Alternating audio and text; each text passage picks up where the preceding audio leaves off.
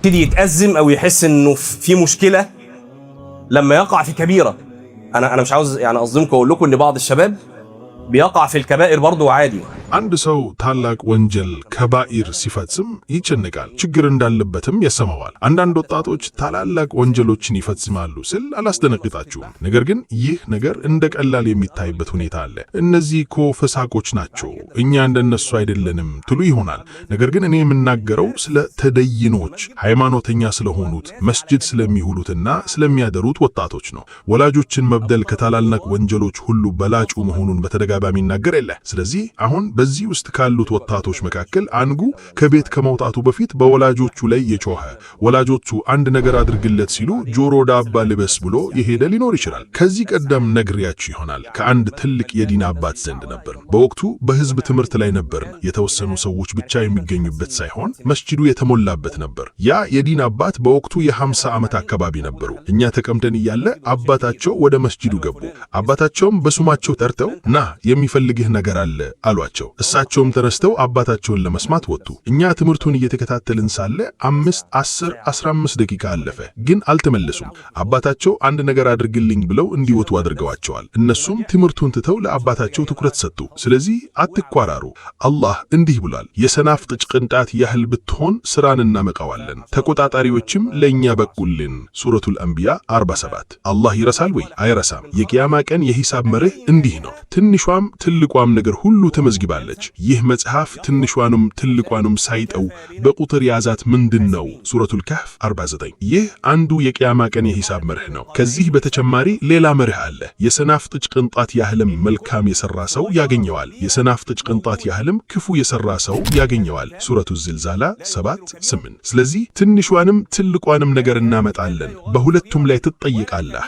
አሳያችኋለሁ ብቻ ሳይሆን በዚያ ላይ ትጠየቃላችሁ ነው የተባለው። እንግዲህ ይህንን የሂሳብ መርህ ለራስህ ስትተከም እንዲህ አስብ። ራስን መፈተሽ ሙሐሰባ ስትጀምር የምትፈትሸው ትላልቅ ነገሮችን ብቻ አይደለም። በሰራ ቦታ ዓመቱን ሙሉ ሰራተኞችን የሚገመግሙበት መንገድ እንዳለ አላህም ትንሿንም ትልቋንም ነገር ይመዘግባል። አንድ ሰራተኛ ባልደረቡን ቢመታ ይህ ትልቅ ክስተት ነው፣ መዝገብ ላይ ይሰፈራል። ሌላ ሰራተኛ አዲስ ነገር ፈጥሮ ለኮምፓኒው ገንዘብ ቢቆጥብለት ይህ ትልቅ ክስተት ነው።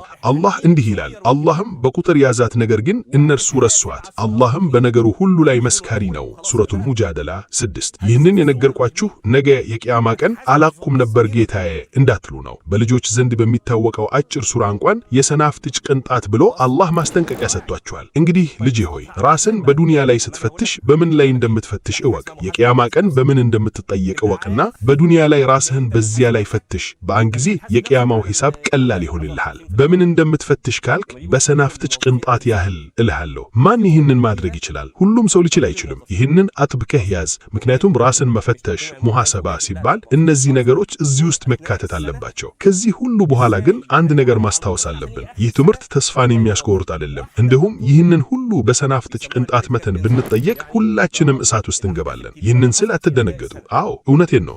በእውነት ብቻ ብንጠየቅ ሁላችንም ተፊዎች ነን። ይህ ለነቢያት ወይም ለሰሃቦች ብቻ አይደለም። ነቢዩ ሰለላሁ ዐለይሂ ወሰለም እንዲህ ብለዋል፣ ከእናንተ መካከል አንዱም በስራው ጀነት አይገባም ሲባሉ እናንተም ነህ አሏቸው። እሳቸውም እኔንም አላህ በረህመቱ ካላካተተኝ በቀር አሉ። ይህ ግን የራህመት ትምህርት አይደለም፣ የሙሐሰባ ትምህርት ነው። ስለዚህ እነዚህ የቂያማ ቀን የሂሳብ መርሆች ራስን ለመፈተሽ እቅድ ስታወጣ ይረዱሃሉ።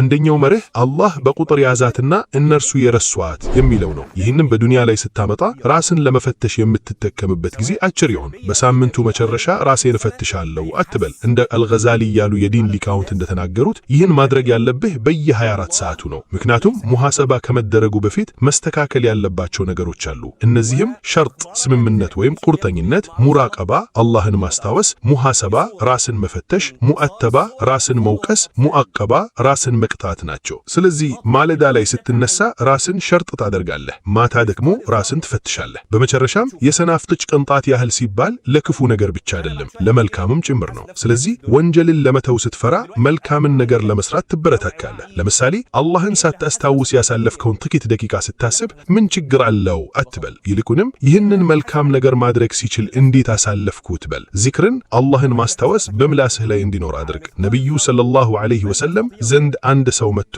የኢስላም ህጎች በዙብኛል፣ የእጄን የሚይዝበትን አንድ ነገር ንገረኝ ሲሏቸው ምላስህ በአላህ ዚክር ሁል ጊዜ እርጥብ ትሁን ብለዋቸዋል። ይህንን የማደርገው ራሴን ዝቅ ለማድረግ አይደለም። እኛ ሁላችንም በአላህ ረሕመት እንጂ በስራችን ብቻ የምንድን አይደለንም። አላህ ይወፍቀን። اللي شايف نفسه فالح يطلع بره، يعني مش محتاج الدرس اقصد، يعني يطلع بره خلاص ماشي.